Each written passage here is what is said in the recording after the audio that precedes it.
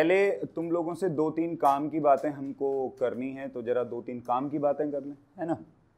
उसके बाद में कुछ और चर्चा करेंगे अपन लोग। आइए इधर बैठेंगे, बैठ कहीं भी बैठ जाओ, कोई खास बात नहीं है। अब तो ये हर तरफ से विजिबल होता है, ठीक ठीक ना, है ना। हाँ जी भाई, देखिए आइए चलिए, हम लोगों को बैच बनाने हैं अपने अब, ठीक है।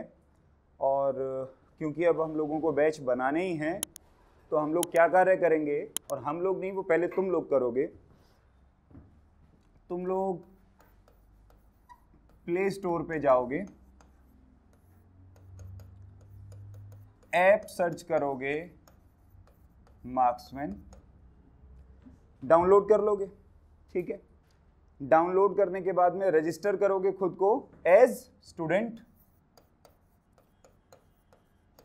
और उसके बाद में बैच ज्वाइन करोगे, जिसके लिए तुम्हें चाहिएगा एक बैच कोड। तो बैच कोड हम लिख दें, बैच कोड तुम्हारे वाले बैच का है मार्क्समैन 02। ये नहीं, पुराना तो सब खत्म कर दिया ना। 11th जो लास्ट ईयर के बच्चे हैं जिन्होंने 11th के बैचेस ज्वाइन किए हुए थे, वो उन बैचेस को एग्जिट कर दें, उनको ऐप डाउनलोड करने की ज़रूरत नहीं है, नए बैच पे ऐड कर लें इस कोड के साथ में। अब आज और मैं अटेंडेंस जो है कागज़ पे ले रहा हूँ, उसके बाद से फिर अटेंडेंस वगैरह मैं ऐप पे लेनी शुरू कर दूंगा, ठीक है ना। धीरे धीरे करके तुम्हारे पेरेंट्स को भी ये ऐप हम डाउनलोड करवा देंगे और तुम्हारे नंबर से लिंक करा देंगे। तो उसका एडवांटेज ये होगा कि अगर तुम लोग छुट्टी करोगे और एब्सेंट लगेगी तो उन लोग को पता लग जाएगा। ज़रूरी है ना ये काम तो बहुत ज़्यादा ज़रूरी है कि नहीं है। तो ये बैच कोड लिख लो भाई, मार्क्समैन 02 फटाक से, ठीक है। आइए आगे बढ़ा जाए, उतार ही लिया होगा इतनी देर में, तो अपने ही नाम से बनाना आईडी, ठीक है। कूल ड्यूड ऐसे करके मत बनाना, क्योंकि रिक्वेस्ट आएगी मेरे पास में, तो जिसको मैं पहचानूंगा उसी को तो ऐड करूंगा, अदरवाइज ऐड ही नहीं करूंगा। आओ चलो भाई पढ़ाई शुरू करते हैं। Ways to charge a body, किसी भी बॉडी को चार्ज करने के तरीके। पिछली क्लास में हम लोगों ने क्या सीखा था भाई? पिछली क्लास में हमने सीखा था कि क्वांटाइजेशन क्या होती है। पिछली क्लास में हमने सीख लिया था कि भाई n की वैल्यू फ्रैक्शंस में नहीं हो सकती। हमने चार्ज और मास के बीच में अंतर सीखा था। आज हम शुरू करेंगे ways to charge a body. अभी लिखने की जरूरत नहीं है, अभी लिखना नहीं है बिल्कुल भी। देखें, किसी भी बॉडी को चार्ज करने के दो तरीके होते हैं, और हमारे सिलेबस में भी दो ही तरीके हैं। किसी भी बॉडी को चार्ज करने के कितने तरीके होते हैं? दो। भाई कौन कौन से तरीके से बॉडी चार्ज होती है? इसमें पहला तरीका तो होता है कंडक्शन, और दूसरा तरीका होता है इंडक्शन। इंडक्शन पूरी एक प्रोसेस है जिसको हम बहुत शांति से बहुत संभल के पढ़ेंगे, और कंडक्शन बेसिकली एक तरीका है। आओ समझते हैं। सबसे पहले किसको समझते हैं? कंडक्शन को। डेफिनेशंस में अभी बाद में लिखवाऊंगा, समझने पे ध्यान दीजिए। तो देखते हैं कंडक्शन क्या होता है। मान लो ये एक बॉडी है मेरे पास, और ये एक और बॉडी है। ये है बॉडी ए और ये है बॉडी बी। मैं ये मान लेता हूं कि इसके ऊपर Q चार्ज है और इसके ऊपर कोई चार्ज नहीं। मतलब कहने का क्या है कि ये जो बॉडी है A, ये चार्ज है, जबकि ये जो बॉडी है B, ये बिल्कुल न्यूट्रल है, ये अनचार्ज है। मुझे इस बॉडी B को A की मदद से चार्ज करना है। मुझे इस बॉडी B को किसकी मदद से चार्ज करना है? कैसे कर सकता हूं? जरा दिमाग लगा के मुझे बताओ। क्या कोई ऐसा तरीका जो तुमको समझ में आता हो कि मैं इसकी मदद से इसको चार्ज कर दूं? बोलो जल्दी। आपस में रब कर दें। बच्चे कह रहे हैं सर आपस में रब कर दें। अब मेरी बात को समझो, रब करने की जरूरत हमको तब पड़ती जब ना इस पे चार्ज होता और ना, लेकिन इस पे तो है ना चार्ज, तो इससे इसको चार्ज करने का सबसे आसान तरीका जो मुझे समझ में आता है, यार मैं क्यों ना एक काम करूं कि मैं इन दोनों के बीच में एक वायर जोड़ दूं। हाँ ना बोलो। मैं क्यों ना एक काम करूं कि इन दोनों के बीच में एक तार जोड़ दूं। अगर मैं इन दोनों के बीच में एक वायर जोड़ दूंगा तो क्योंकि ये चार्ज है और ये न्यूट्रल है, तो तुम्हें नहीं लगता कि चार्ज यहां से यहां क्या कर जाएगा, फ्लो। चार्ज यहां से यहां क्या कर जाएगा। अरे तुम डेली लाइफ में भी करते हो ना, ये सारी बिजली कैसे ला रहे हो, वायर से ला रहे हो ना। एनडीपीएल का जो स्टेशन है वहां पे करंट है, तुम वायर के थ्रू यहां तक ला रहे हो, तो वायर के थ्रू यहां से यहां ले जाओ। हाँ ना बोलो। तो अगर ऐसा करूंगा तो ये चार्ज हो जाएगा। सवाल क्या है कि चार्ज हो जाने के बाद इस पे कितना चार्ज रह जाएगा और इस पे कितना चार्ज रह जाएगा। आओ जरा पता लगाएं। और ये पता लगाने के लिए पहले एक चीज होना बहुत जरूरी है कि भाई मेरे ए और बी जो है वो बिल्कुल आइडेंटिकल है।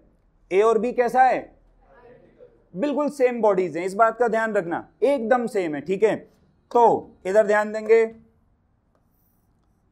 मुझे ऐसा लगता है कि टच कराने के बाद ये रही बॉडी ए, ये रही बॉडी बी, इन पर कितना चार्ज रहेगा। इस पर कितना चार्ज था, क्यू। इस पर कितना चार्ज था, डिवाइड बाय 2, मीन के बराबर। किसके बराबर, तो अब इस पे कितना चार्ज हो गया, इस पर कितना चार्ज हो गया। सो बेसिकली ये वाली बॉडी इस वाली बॉडी की मदद से क्या हो गई, चार्ज। और इस तरीके को हम लोग क्या बोलते हैं भाई, ध्यान रखने वाली बात जो तुम लोगों को सोते बैठते भी याद होनी चाहिए कि चार्ज आधा आधा या चार्ज मीन तभी होगा जब दोनों बॉडी आइडेंटिकल होंगी। जब दोनों बॉडी कैसी होंगी, अगर बॉडी आइडेंटिकल नहीं है तो चार्ज मीन के बराबर नहीं होगा। फिर कितना होगा वो हम आगे पढ़ेंगे, लेकिन अभी के तो ऐसा नहीं है कि अगर ये बॉडी अलग अलग होंगी तो चार्ज नहीं होगा, होगा। तुम अभी प्रेडिक्ट नहीं कर सकते क्योंकि उनका फॉर्मूला अभी हम लोगों ने पढ़ा नहीं है। वो हम पढ़ेंगे तीसरे चैप्टर में जाके, पोटेंशियल के कॉन्सेप्ट में। किसके कॉन्सेप्ट में, अभी के तौर पे यही है ना। तो अगर मान लो ये 2 की जगह एक और बॉडी होती तो चार्ज कितना हो जाता, बोलो कितना हो जाता यार, हाँ ना बोलो, कितना हो जाता। कॉन्फिडेंस बूस्टर, कॉन्फिडेंस बूस्टर, ये ले लो P, ये ले लो S। मैं कहता हूं ये दोनों आइडेंटिकल हैं। ये दोनों क्या हैं, मैं कह रहा हूं भाई इस पे 3 कूलम का चार्ज है, इस पे -2 कूलम का चार्ज है, और मान लो मैंने इन दोनों को टच करा दिया एक वायर से। क्या हम ऐसा कर सकते हैं भाई, हमने इसको टच करा दिया एक वायर से। बताओ अब इस पे फाइनल चार्ज और इस पे फाइनल चार्ज कितना होगा। 30 सेकंड का टाइम दिया, सोचो। अरे तुम तो 30 सेकंड से पहले ही चालू हो गए। कितना चार्ज होगा, हाफ, 1/2 कूलम। कैसे पता लगा भाई, मीन किया 3 कूलम -2 कूलम बाई 2, तो कितना आया, हाफ कूलम। हाँ ना बोलो। तो इस पे भी कितना रह जाएगा, नहीं आया, नहीं आया। बात कुछ समझ में आई। एक सेकंड, पहले ये पॉजिटिव था और ये कैसा था, इन दोनों के बीच में फोर्स कैसी लगेगी। अबे पॉजिटिव नेगेटिव अट्रैक्ट करता है ना यार, तो पहले इनके बीच में फोर्स कैसी लगेगी, ओ, टच करा देने के बाद इस पे भी पॉजिटिव और इस पे भी, और अब इनके बीच में फोर्स कैसी लगेगी, खोपड़ी में बात घुसी।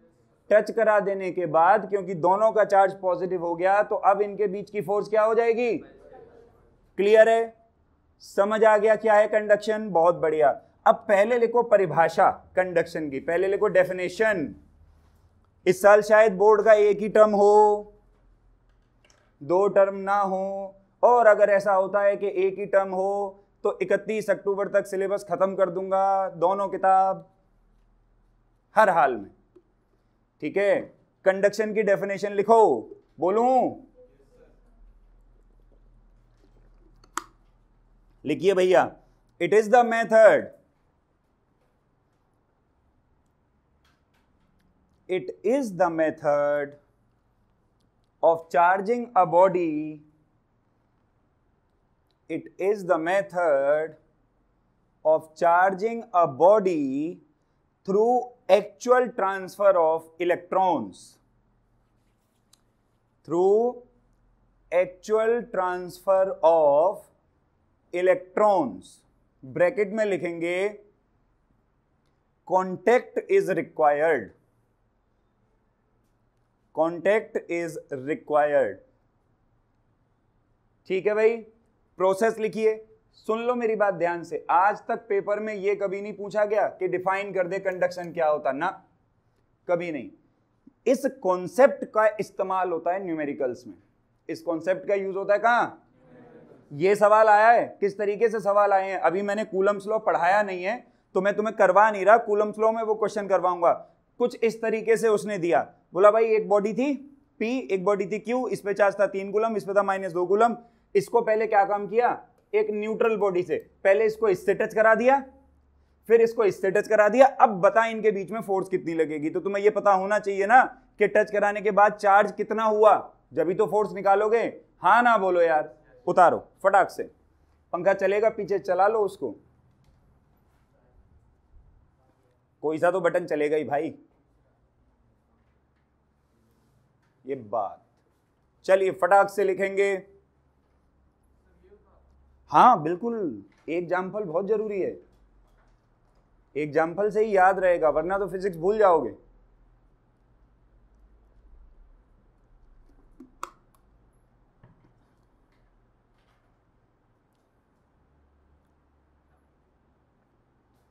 बोर्ड पे चमक तो नहीं मालूम पड़ रही ना कहीं से? ओके। इसमें देखना, स्क्रीन में यहां पे खड़ा होके मैं गोरा गोरा सा दिख रहा हूं या काला काला सा दिख रहा हूं? अबे बोलो। काले सर, सही, बढ़िया नाम रखा भाई है।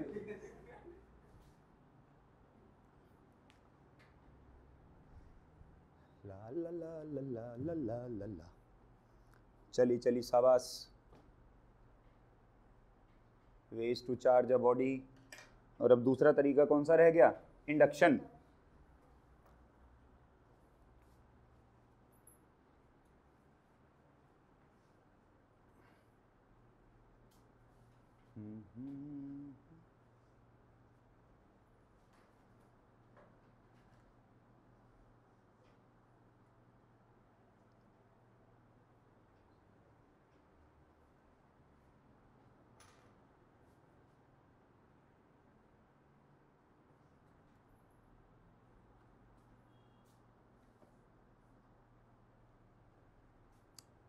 करें भाई, रब करें, बढ़ें आगे। नहीं, पहले इंडक्शन की डेफिनेशन लिख लेंगे, उसके बाद में समझेंगे। इंडक्शन एक थोड़ी लेंथी प्रोसेस है, पहले परिभाषा लिखेंगे। हेलो, हाँ जी, हेलो,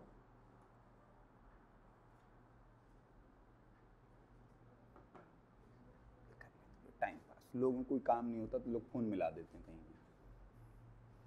गर्मी लग रही है? एक और गर्मी लग रही है क्या? ठीक है ना? फिर ठीक है, चलो बिजली का बिल तो बचा, जब तक बच पा रहा है तब तक बचाते हैं, अन्यथा तो एक और एसी चलाना पड़ेगा, है ना? चलो रब कर दें भाई, लिखो जरा। अब लिखो इंडक्शन, लिखिए प्लीज, पहले डेफिनेशन लिखो फिर समझाते हैं भाई क्या होता है। लिखो इंडक्शन, लिखेंगे it is the method, it is the method of charging a body, it is the method of charging a body, gate बेटा पूरा बंद कर दो, of charging a body without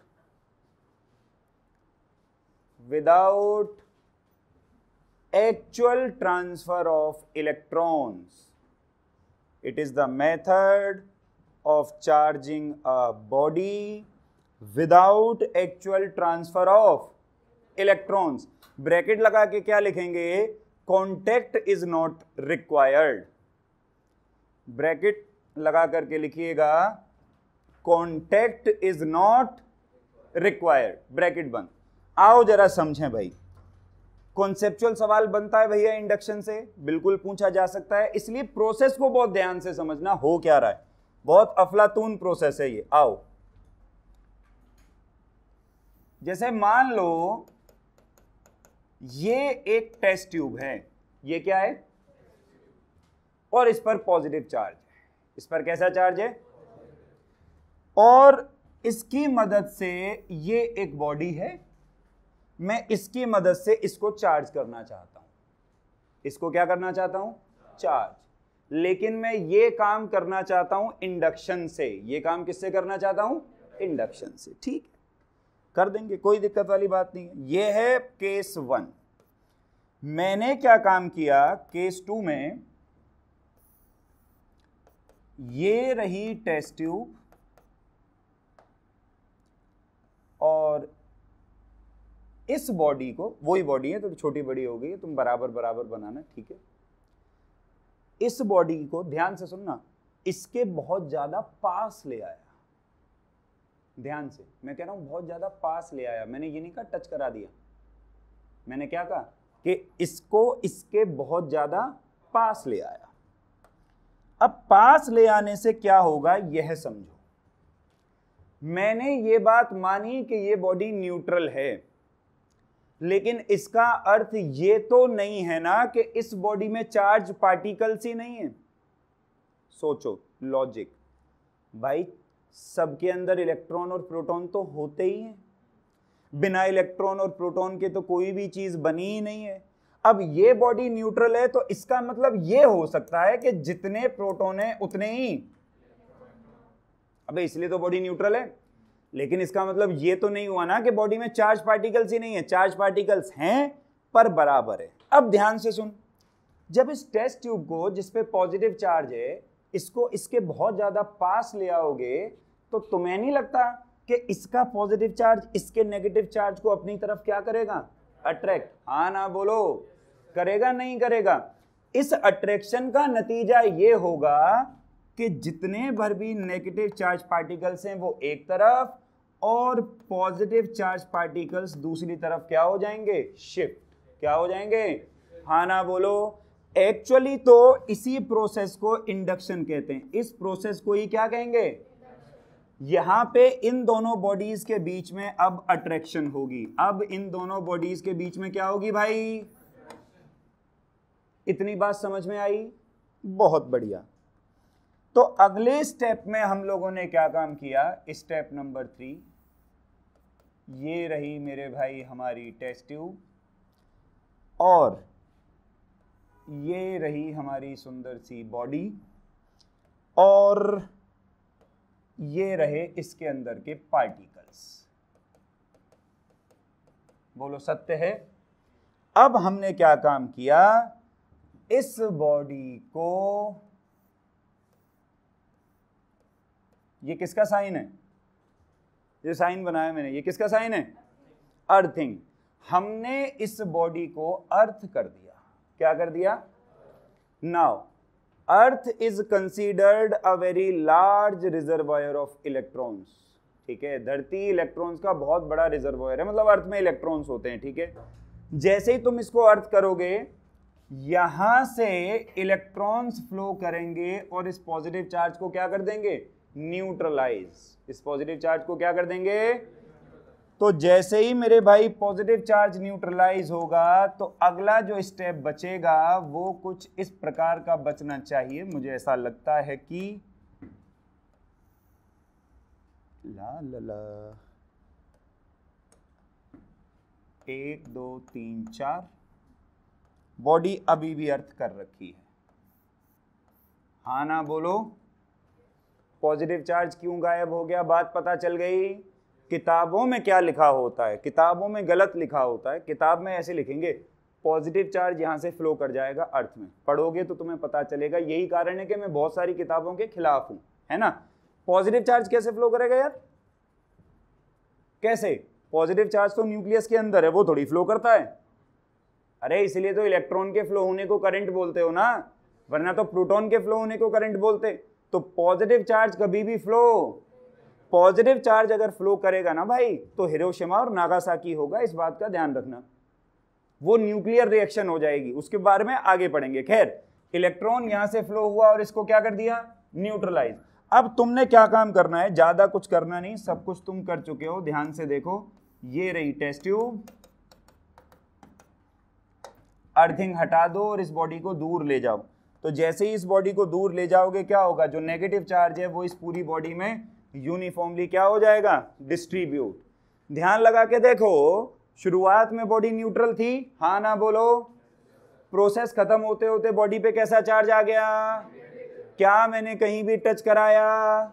इसी तरीके को क्या बोलते, इंडक्शन। इसी तरीके को क्या बोलते हैं, इंडक्शन। प्रोसेस समझ आई? अगर प्रोसेस समझ आई तो इस पे सवाल करेंगे अपन लोग। इस पे क्या करेंगे, पहले ऐसे ही उतार लो, यही है इंडक्शन, इसमें और कुछ नहीं लिखना है।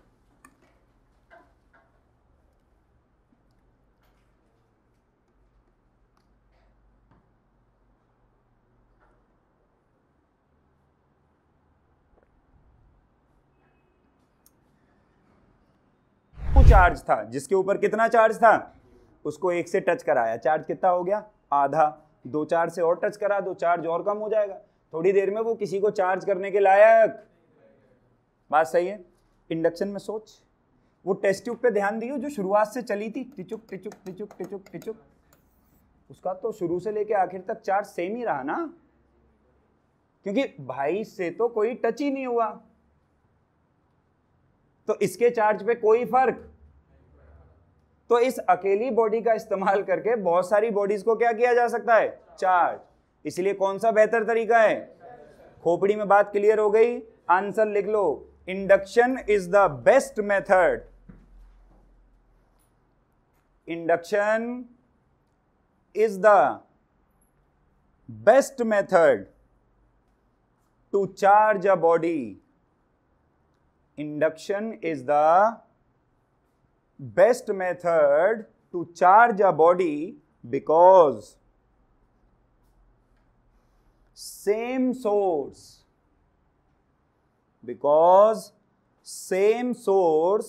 can be used to charge different bodies, because same source can be used to charge different bodies. चमका भाई, बात समझ में आ गई? बहुत बढ़िया। दूसरा सवाल आपकी स्क्रीन पर। अच्छा एक मिनट सुनो चिरकुटो, सवाल भी लिख लेना, कहीं उत्तर लिख के काम चला दो, सवाल भी लिख लेना।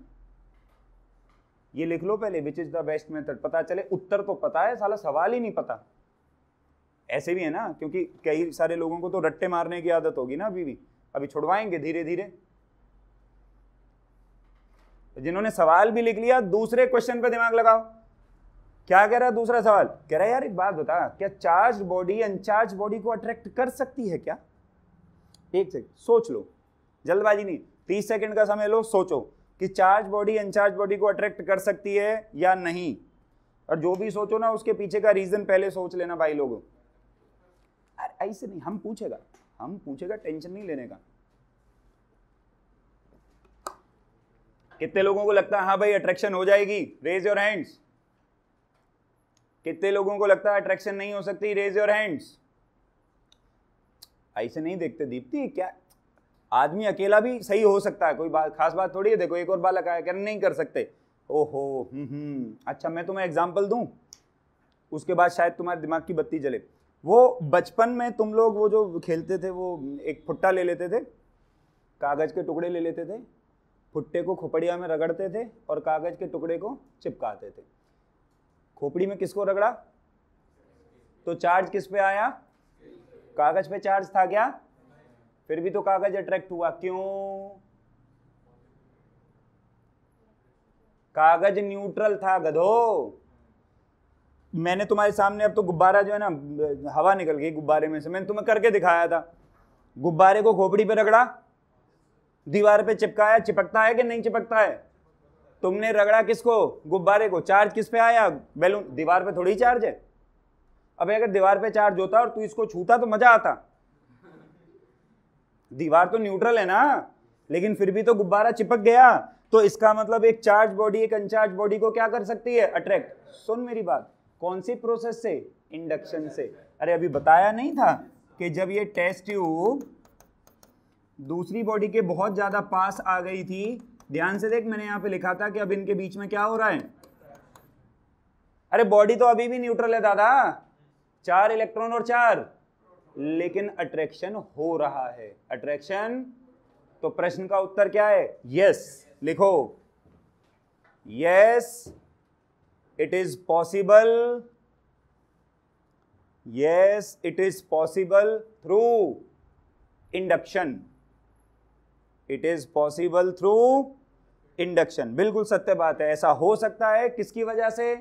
इंडक्शन की वजह से। क्लियर है? बहुत बढ़िया। ऐसा पॉसिबल है इंडक्शन की वजह से। ठीक है भाई, आगे बढ़ें, आइएगा। ऐसा पॉसिबल है इंडक्शन की वजह से।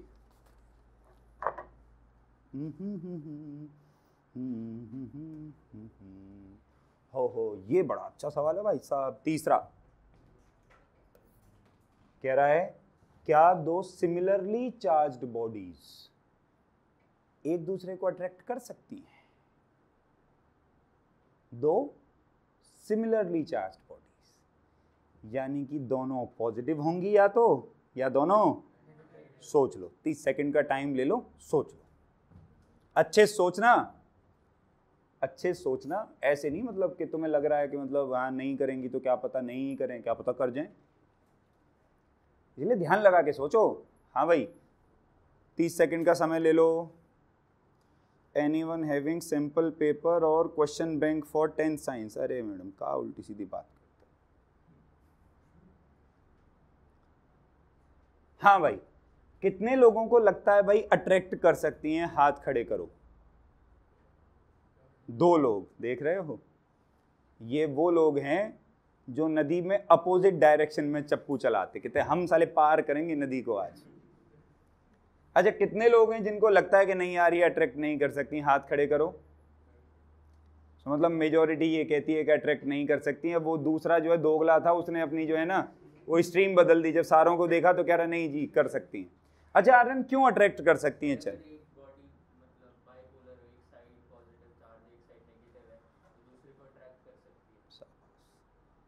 बहुत सही उत्तर दिया बालक। देखो तुम सब गलत हो। प्रश्न का उत्तर यह है कि हाँ अट्रैक्शन हो सकती है, यस। अब मैं तुम्हारे सामने ना केस बनाता हूं और फिर तुम खुद अपना दिमाग लगाना और फिर मुझे बताना कि भाई इनमें अट्रैक्शन होगा या नहीं। इधर देखो, आओ, ये एक बॉडी, ये दूसरी बॉडी है।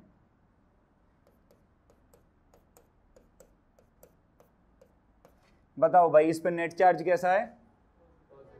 5 पॉजिटिव है और 3 नेगेटिव है, तो नेट चार्ज कैसा हुआ? सही है। ओहो, इस पे नेट चार्ज कैसा है? 3 पॉजिटिव है 2 नेगेटिव है, तो नेट चार्ज कैसा हो गया? हाँ ना, बोलो। तो दोनों सिमिलरली चार्ज हुए। अब अगर इसको इसके पास लाता हूं तो मुझे पता नहीं क्यों ऐसा लगता है कि स्थिति जो है वो कुछ ऐसी हो जानी चाहिए।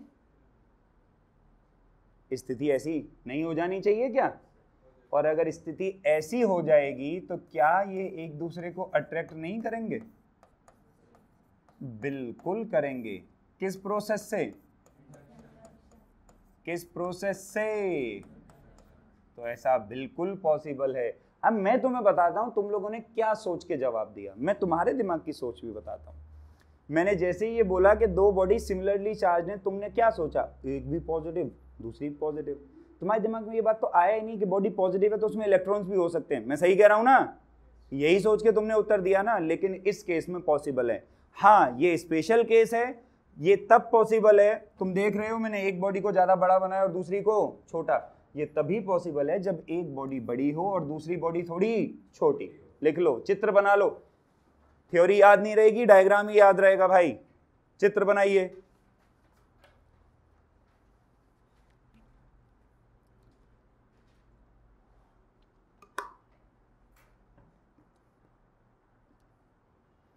ला ला ला ला।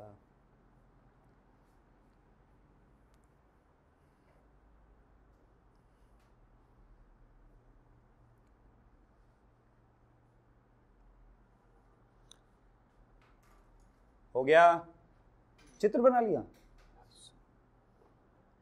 बहुत जल्दी।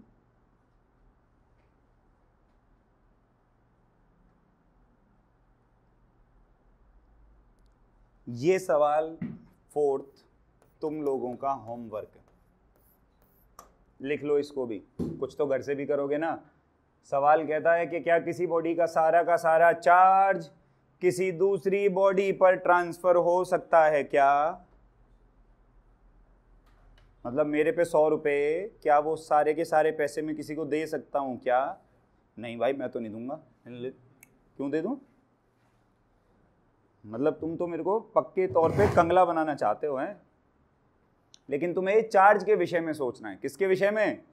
चार्ज के विषय में, कि ऐसा हो सकता है या नहीं। मैं तुम्हें हिंट भी दूंगा, टेंशन नहीं लेने का, हिंट देके भेजूंगा, ऐसे थोड़ी है कि नहीं।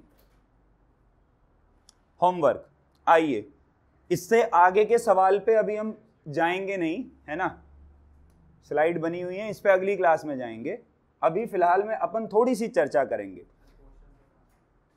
Can the whole charge of a body be transmitted to another body? Can the whole charge of a body be transmitted to या be transferred to another body? ये सवाल था, ठीक है भाई।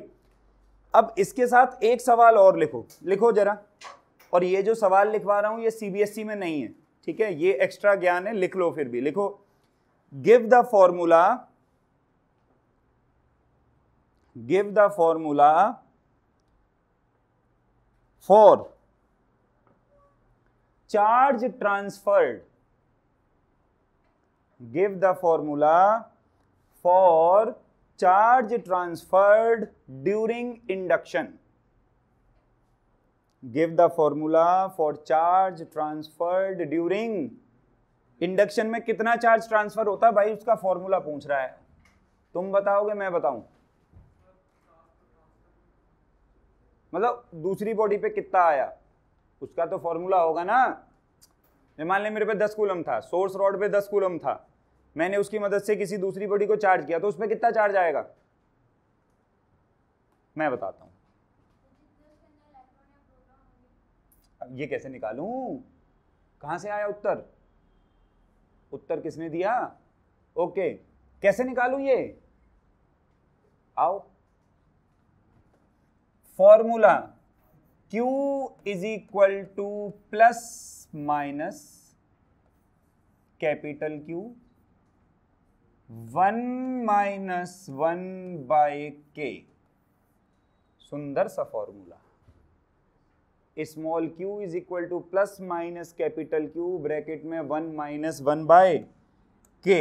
आओ जरा इस फॉर्मूले के बारे में थोड़ी जानकारी प्राप्त करें। यहां पे स्मॉल q है चार्ज ट्रांसफर्ड, कैपिटल Q है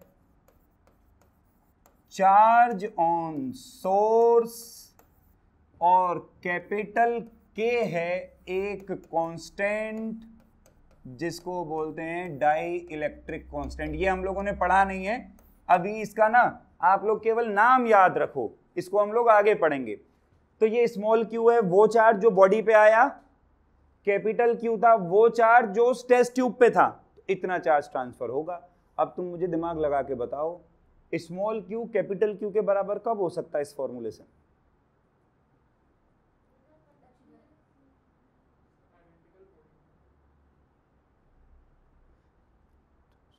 लॉजिक लगाओ, logic, logic use logic. Formula तुम्हारे सामने है, इतना तो गणित तुम लोग जानते ही होगे। फॉर्मूला ये रहा, स्मॉल q और कैपिटल Q बराबर कब हो सकते? वैसे तो मेरे को एक बात जो समझ आ रही है साफ साफ ये कि Q बराबर plus minus Q by K है। अरे अंदर मल्टीप्लाई कर दो, तो सोर्स पे चार्ज था Q, तो Q में से कुछ घटा, इसका मतलब पूरा पूरा तो नहीं जा रहा, पूरा पूरा तो बात सही है। फॉर्मूला कह रहा मैथ का, मैं कुछ नहीं कह रहा। मैं ये चाहता हूं कि स्मॉल क्यू और कैपिटल क्यू बराबर हो जाए। कब हो सकता भाई? एक मिनट, कई सारे लोग बोले Q इज इक्वल्स टू, कैसे? तो Q -1 हो जाएगा। अरे K बन जाओ, K हुआ ना? अरे गधो, अगर K इंफिनिटी हो जाए तो, कहां तुम्हारी खोपड़ी चल रही है? अगर ये K इंफिनिटी हो गया तो Q बाय इंफिनिटी क्या हो जाएगा? तो हो सकता है ना इंफिनिटी भी, ऐसा कांस्टेंट है जो सबके लिए अलग अलग होता है। तो अगर K की वैल्यू इंफिनिटी हो जाए तो स्मॉल q बराबर क्या आएगा? Plus minus. हाँ, मैं एक बात तुम्हें बता देना चाहता हूं, ऐसा कभी भी मुमकिन, हम कहते हैं कि मेटल्स के लिए K इंफिनिटी है, हम कहते हैं कि मेटल्स के लिए K, पर होता नहीं है। उतार लो फटाक से, पेपर में नहीं आएगा, CBSE में नहीं आएगा। जिन लोगों को नीट शीट देना उनके लिए इंपॉर्टेंट है। CBSE में दे दिया, लोग जहर खा लेंगे। जहर कभी कोई भी कैसे खा सकता भाई? लोगों से नॉर्मल 11वीं पास नहीं होती।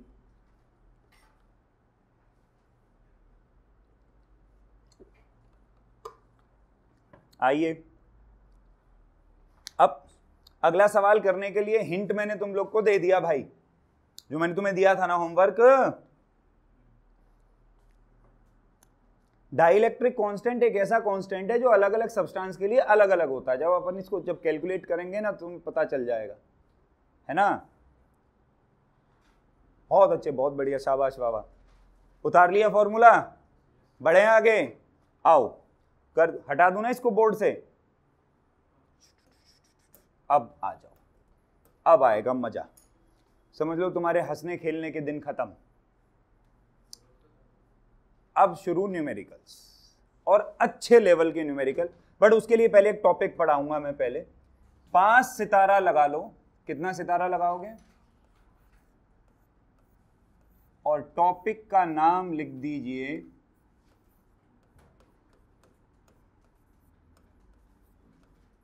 Coulomb's law. कौन सा लॉ मेरे भाई? Coulomb's law. देखो मेरी बात को समझो, मैं समझाने पे पहले थोड़ा ज़्यादा जोर दूंगा। इलेक्ट्रोस्टैटिक्स चैप्टर की आत्मा है ये कूलम्स लॉ, हर जगह काम आएगा।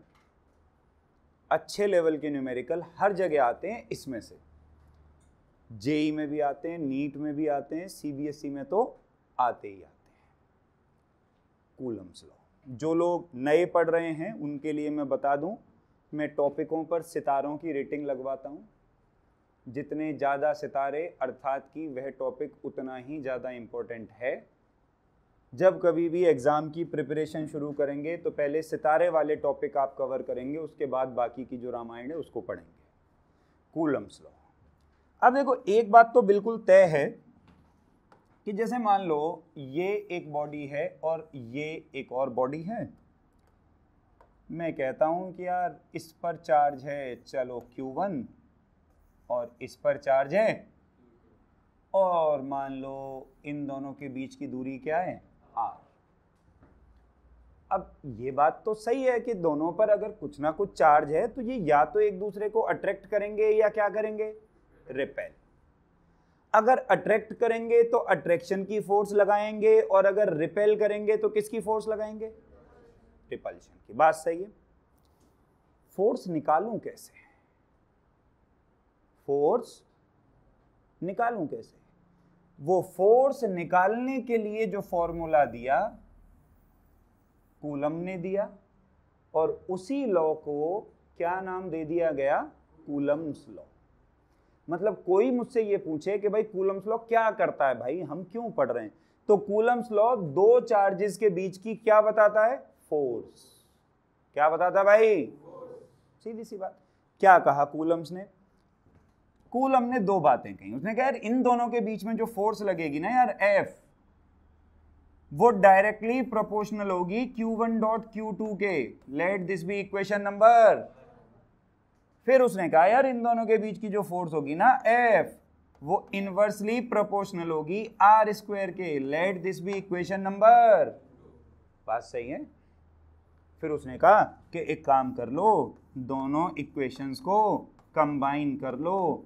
फ्रॉम इक्वेशन 1 and 2 हम ये कह सकते हैं कि F is proportional to Q1 dot Q2 upon में R का। यहां तक की बात 10वीं में भी पढ़े हो, यहां तक की बात 10वीं में भी पढ़े हो। आओ जरा आगे की बात पढ़ें। प्रोपोर्शनैलिटी हटेगी तो फिजिक्स में एक परंपरा है कि कांस्टेंट आएगा, है ना, प्रोपोर्शनैलिटी कांस्टेंट आएगा। बहुत बढ़िया, तो आओ कांस्टेंट लगा लें के। F बराबर के Q1 Q2 अपॉन R का, where K is a constant which is known as dielectric. बोलने बहुत से बच्चे क्योंकि पीछे के आया था, नहीं, वह के अलग है, यह के अलग है। इसको बोला जाता है इलेक्ट्रोस्टैटिक कांस्टेंट। क्या बोला जाता है? अब तुम कहोगे कि जी कांस्टेंट है तो इसकी कुछ ना कुछ वैल्यू भी, हाँ बिल्कुल है, हम कब मना कर रहे हैं वैल्यू नहीं है। आओ निकालें, निकालें वैल्यू। वैल्यू ऑफ के डिपेंड्स ऑन, के की वैल्यू ना यार दो बात पे डिपेंड करती है, टेंशन नहीं लेने का। पहला, nature of medium between charges. सबसे पहले तो इस बात पे डिपेंड करेगी कि इन दोनों चार्जेस के बीच में क्या रखा है। भाई हवा है, पानी है, वैक्यूम है, गधा है, घोड़ा है, इसके बीच में क्या रखा है, इस पे डिपेंड करेगा, सबसे पहली बात। दूसरी बात, ये डिपेंड करेगा सिस्टम ऑफ यूनिट्स पे। मैं वही सिस्टम ऑफ यूनिट्स की बात कर रहा हूं जो तुमने 11th क्लास में पढ़ी है। The CGS system, the FPS system, the MKS system. अच्छा, उन सिस्टम ऑफ यूनिट्स पे कैसे डिपेंड करेगा? एक मिनट। क्योंकि CGS सिस्टम के लिए K की वैल्यू हमेशा क्या होती है? 1। CGS सिस्टम के लिए मेरे भाई K की वैल्यू हमेशा क्या होती है? हाँ, थोड़ी अब सांसें थोड़ी थामना, थोड़ा तुमको अच्छा सा लगेगा नहीं, ठीक है। SI सिस्टम के लिए K की वैल्यू होती है 1/4 pi epsilon not. 1/4 pi epsilon not. नई क्वांटिटी आ गई, जीवन में इससे पहले आपने कभी नहीं पढ़ी, आपके लिए बिल्कुल नई है, लेकिन डरने की बात नहीं। पहले स्पेलिंग लिख देते हैं, वही ज़्यादा ज़रूरी है, क्योंकि अभी भी कई लोग गलत समझ रहे होंगे। NAUGHT, epsilon not. आइए, हाँ हमने हाईलाइट कर दिया, बहुत अच्छा लग रहा है। एप्सिलॉन नॉट क्या है? इसको कहा जाता है एब्सोल्यूट परमिटिविटी, भयंकर नाम है, ऑफ फ्री स्पेस। कई लोग मनी मन सोच रहे होंगे साइंस क्यों पढ़ रहे हैं हम, लेकिन नाम इसका यही है, चाहे तुम साइंस पढ़ो या ना पढ़ो, उससे नाम कोई बदलेगा नहीं। क्या नाम है इसका? Absolute permittivity of free space. Free space का क्या मतलब होता है? वैक्यूम। डरो नहीं, एग्जांपल से बताता हूं। 10th क्लास में तुम एक क्वांटिटी पढ़े हो, रेजिस्टिविटी पढ़े हो ना। रेजिस्टिविटी क्या बताती है कि कौन कंडक्टर है और कौन इंसुलेटर है? जो कंडक्टर है उसकी रेजिस्टिविटी, जो इंसुलेटर है उसकी रेजिस्टिविटी। अच्छा, इसका मतलब एक बात तो तय है कि हर सब्सटेंस करंट को बराबर बराबर पास नहीं होने देता अपने अंदर से, कोई कम होने देता है और कोई, हाँ ना बोलो। ठीक वैसे ही हर जगह से इलेक्ट्रिक फील्ड भी बराबर बराबर पास नहीं होता। मेटल है वो इलेक्ट्रिक फील्ड को ज्यादा पास होने देगा, कोई दूसरा सब्सटेंस है वो इलेक्ट्रिक फील्ड को उतनी तेजी से पास। ये क्वांटिटी बताती है कि वैक्यूम में से कितना पास होगा। ये क्वांटिटी क्या बताती है? फ्री स्पेस का मतलब क्या है? वैक्यूम। ये बताती है कि वैक्यूम में से कितना पास होगा, मतलब ये वैल्यू सिर्फ और सिर्फ किसकी है? वैक्यूम की। एयर की अलग होगी, मेटल की अलग होगी, वाटर की अलग होगी, लाइक रिफ्रैक्टिव इंडेक्स। खोपड़ी में बात घुसी, हर चीज का रिफ्रैक्टिव इंडेक्स अलग अलग, तो हर चीज की परमिटिविटी अलग अलग। परमिटिव वर्ड कहां से निकला? परमिट से, जो अलाउ करे इलेक्ट्रिक फील्ड को पास होने देना। तो ये क्वांटिटी बताती है कि स्पेस कितना अलाउ करता है। इसकी वैल्यू फिक्स है, वैल्यू होती है 8, याद रखनी है, और ये 8.85 इंटू 10⁻⁻12। यूनिट नहीं लिख रहा क्योंकि मैं नहीं चाहता कि तुम रट्टा मारो, मैं डिराइव करवा दूंगा कैसे निकलेंगी। बोलो सही है? 1 मिनट, इसकी पूरी वैल्यू उठा के, 1 सेकंड ठहरो, इस पूरी वैल्यू को उठा के अगर यहां पुट कर दो और इसको सॉल्व कर डालो, तो सॉल्व करके k की वैल्यू निकलती है 9 इंटू 10⁻⁹। यूनिट फिर से नहीं लिख रहा क्योंकि मैं चाहता हूं तुम लोग रट्टा ना मारो, हम डिराइव कर लेंगे। न्यूमेरिकल जब करेंगे अपन लोग ना, तो न्यूमेरिकल में भाई ये वाली ही यूज होगी, 9 इंटू 10⁻⁹। बोलो आया? प्राण से निकल गए तुम्हारे। अभी तो केवल क्वांटिटी का नाम ही सुने हो, फोर्स तो वेक्टर क्वांटिटी होती है ना। शुक्र मनाओ ऊपर वाले का कि मैं बहुत आसानी से पढ़ा रहा हूं।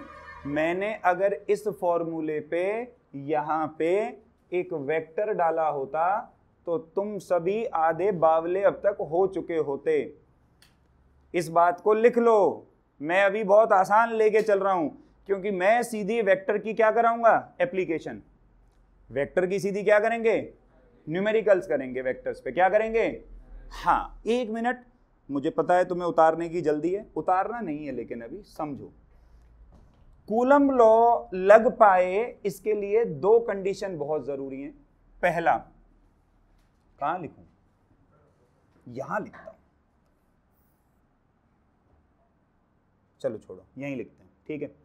कूलम्ब लॉ लग पाए उसके लिए 2 कंडीशन है। पहली condition, charge must be point. ये चार्ज कैसे होने चाहिए? बहुत छोटे छोटे, बहुत छोटे।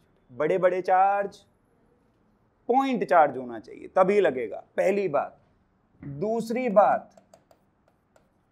Charge must be at rest. Charge किस में रहना चाहिए? चलना नहीं चाहिए, क्योंकि अगर चार्ज चलेगा तो करंट बनेगा यार, और करंट बनेगा तो फिर फोर्स सही सही कैलकुलेट हो नहीं पाएगी। बात समझ आई? अब पहले परिभाषा लिख लो तो कूलम्ब्स लॉ की, इसको बाद में उतारना, ये तो यही है, कहां जा रहा। लिखो जरा परिभाषा, लिखो। According to Coulomb's law,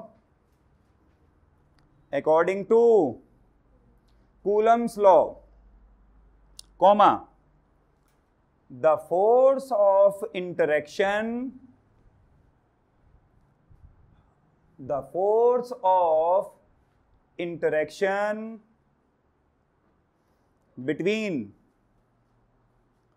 2 point charges, बेटे पॉइंट के नीचे अंडरलाइन करो, 2 point charges at rest, rest के नीचे भी अंडरलाइन करो, is directly proportional, is directly proportional to the product of, is directly proportional to the product of magnitude of charges, magnitude of charges, and is inversely proportional, and is inversely proportional to the square of distance, and is inversely proportional to the square of distance between them, and is inversely proportional to the square of distance between। ये मैंने 2 word पे underline कराया ना, इसमें एक पहला word है point, याद रखना, पूरी डेफिनेशन सही लिखाओ, पॉइंट मत लिख के आओ, काट के 0 मिलेगा। काट के नंबर कितना मिलेगा, फिर तुम लड़ने पहुंच जाते हो सर हमने तो बहुत बढ़िया लिखा था सर, एकदम बढ़िया डेफिनेशन लिखी, आप नंबर नहीं दिए, पॉइंट नहीं लिखा तो कोई नंबर नहीं मिलेगा, ध्यान रखना। क्योंकि कूलम्स लॉ सिर्फ और सिर्फ कैसे चार्जेस के लिए एप्लीकेबल है, पॉइंट चार्जेस के लिए। बोलो चमका, हाँ ना बोलो। अब उतारो, अब ये पूरी रामायण लिखनी है तुम लोग को।